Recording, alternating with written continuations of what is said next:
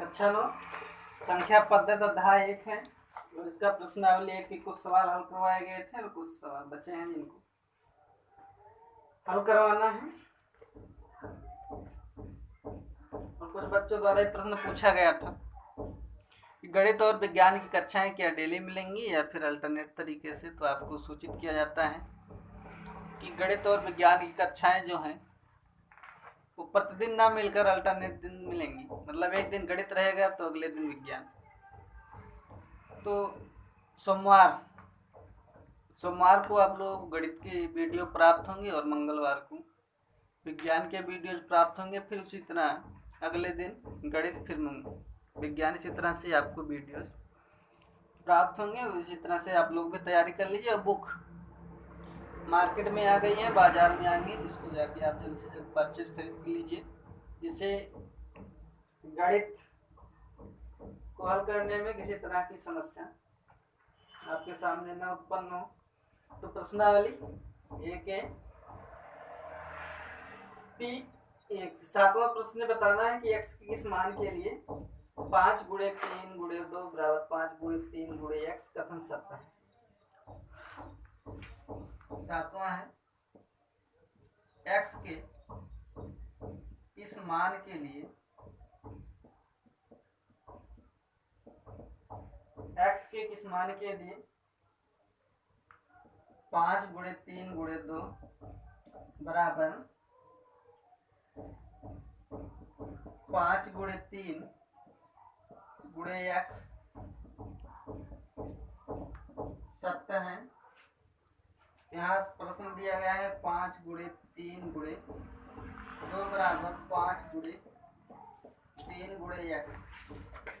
तो दोनों पक्षों में संख्याओं की संख्या समान होनी चाहिए तभी सत्य होगा। तो यहाँ देखेंगे इधर 5, 3 और 2 है, लेकिन यहाँ जो है 5 और 3 है, तो कौन संख्या नहीं है। दोनों पक्षों में कौन संख्या नहीं है? 2। तो x के स्थान पे कौन सी संख्या होनी चाहिए? 2 होगी। तो x बराबर 2।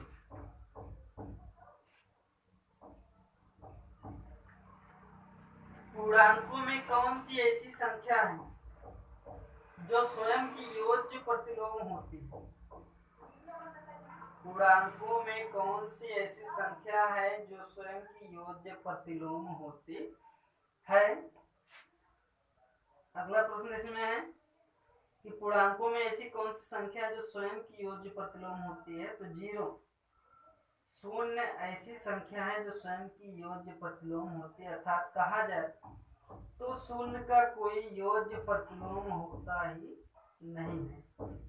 0 का कोई योज्य प्रतिलोम संख्या नहीं होता है। बाकी अन्य संख्या से 1 का -1 हो जाता है, 2 का -2, 3 का -3 प्राप्त होता है, लेकिन 0 का -0 कहीं भी लिखा नहीं जाता या प्राप्त ही नहीं होता है। तो 0 ही ऐसी संख्या है जिसका योग्य प्रतिलोम, जो स्वयं का योग्य प्रतिलोम है, अर्थात उसका कोई योज्य प्रतिलोम होता नहीं।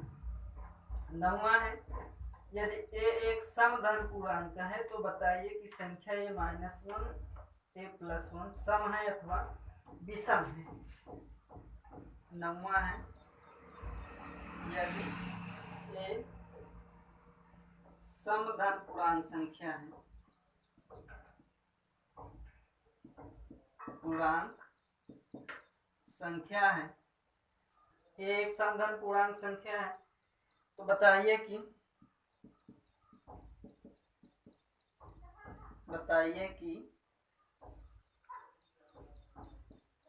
a + 1 a -1 सम है अथवा विषम है। सम है अथवा विषम है।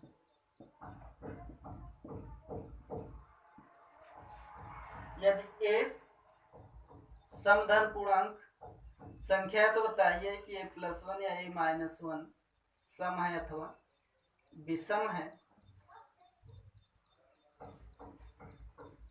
तो चूंकि a क्या है, एक समधन पूर्णांक संख्या, तो सम संख्या कौन कौन सी हो सकती है? 2, 4, 6, 8 सम संख्याएं होंगी।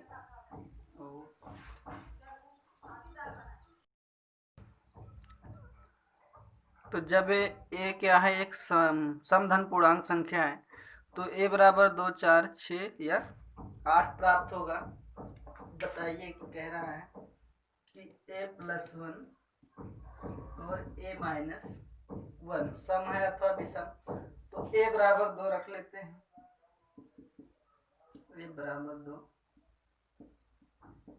रखने पर यहाँ 2 प्लस 1 और 2 माइनस 1, तो 2 1 3 और गुणे 1, मतलब 3 1 3।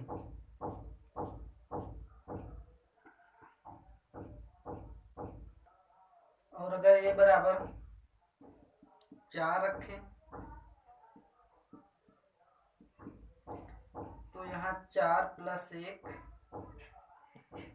और 4 माइनस 1, तो यहाँ हो जाएगा 4 1 5 और 5 गुणे 3 हो जाएगा 5 3 15। तो अतः ए प्लस 1 इंटू ए माइनस 1 विषम है।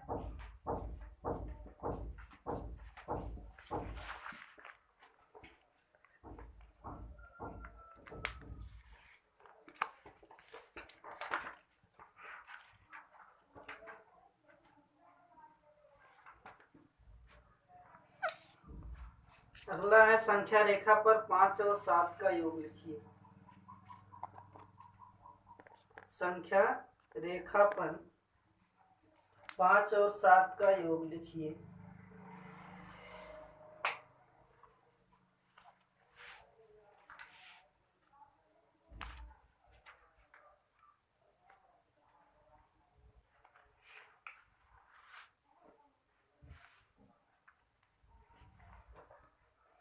तो संख्या रेखा बनाना है।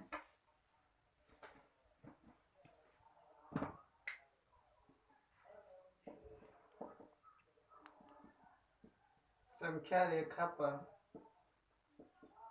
5 और 7 का योग लिखिए।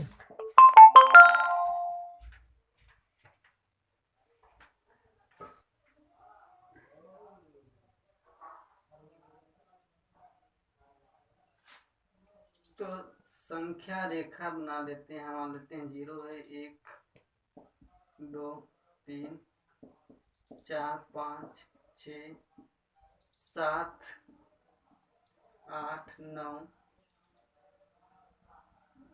10 11 और ये 12। तो 5 है, तो पहले संख्या रेखा पर 5 कदम चलेंगे, यहाँ पहुंचेंगे, और फिर यहाँ से चलना है 7 कदम, तो 7 कदम और चलेंगे तो यहाँ पहुंच। तो 5 और प्लस 7 बराबर 12 हो जाएगा।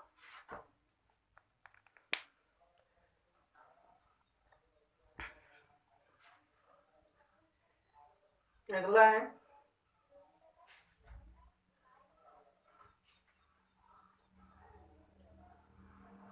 निम्नलिखित संकथनों में से कौन से कथन सत्य है अथवा कौन से असत्य है।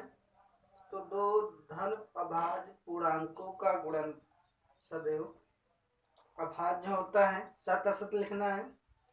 दो धन अभाज्य गुणांकों का गुणनफल सदैव अभाज्य होता है। तो दो धन अभाज्य पूर्णांकों का गुणनफल सदैव क्या होगा, जैसे अभाज्य संख्या 3 है और 5 है, अभाज्य संख्या 3 है और 5 है, दोनों ही अभाज्य, दोनों का अगर गुणा किया जाए तो 3 5 15। तो 15 क्या होगा, वो भाज्य संख्या और अभाज्य नहीं होगा, तो पहला कथन असत्य है।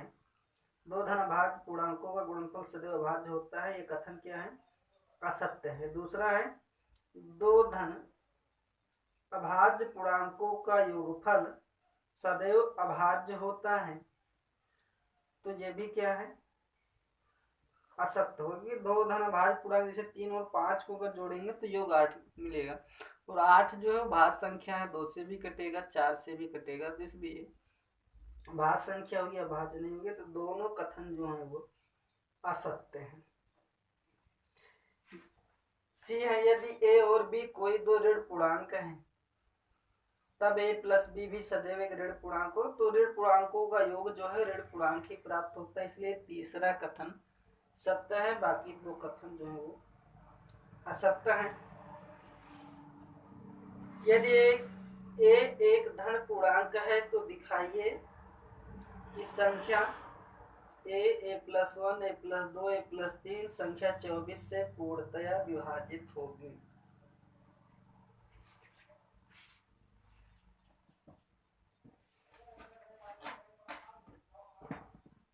यदि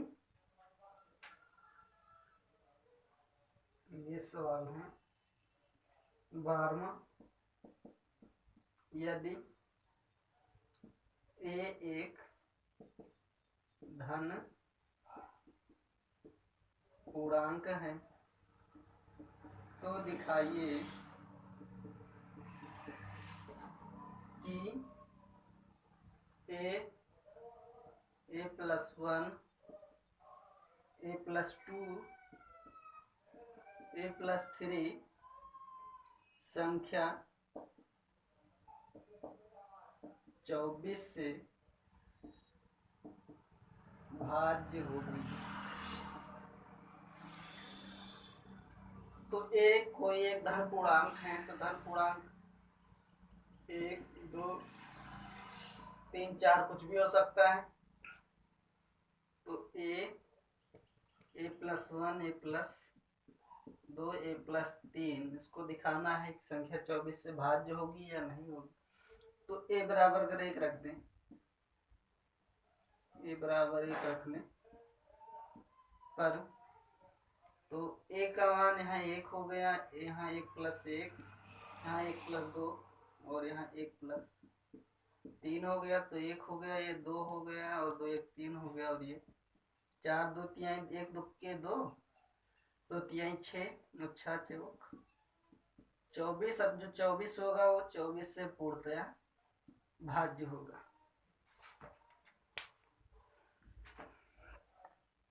मिलते हैं अगले वीडियो में। नमस्कार।